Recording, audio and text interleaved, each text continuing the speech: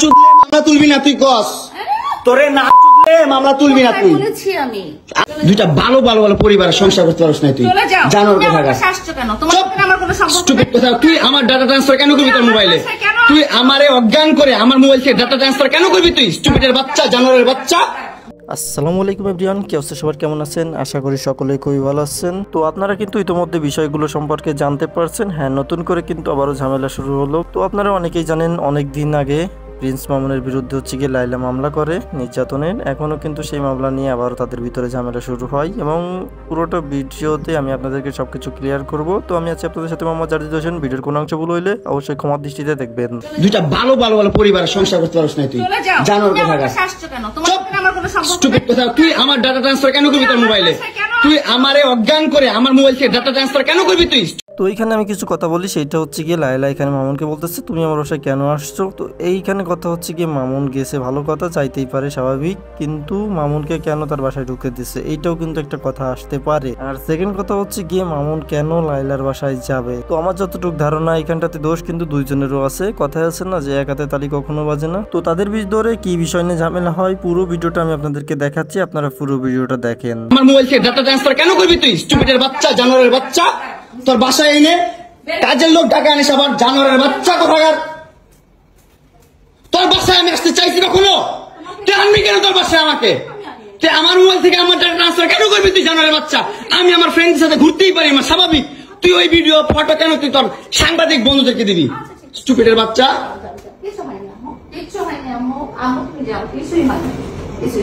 কেন দিবি তুই? কেন করবি আমার সাথে খেলাবেলা? মামলা করে আবার একটা খেলা করতেছিস।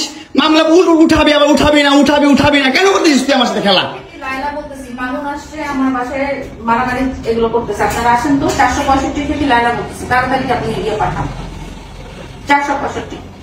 নাকি মারামারি করতেছি? মামুন আসছে, মামুন এসে এখানে মারামারি করতেছে, তাড়াতাড়ি আসেন। 465-তে আসেন ভাই। একটা ছেলে কতটা অসহায় হইতে পারে ভাই, কতটা অসহায় হইতে পারে আমি বুঝাইতে পারবো না। আমি একটা দুইটা মামলা না, 5টা মামলা করছে এই মহিলা আমার নামে। এই বজ্জাত মহিলা আমার নামে 5টা মামলা করছে। 5টা মামলা কইরা আমার যেমনি মন চাই সেমনি নাচতেছে।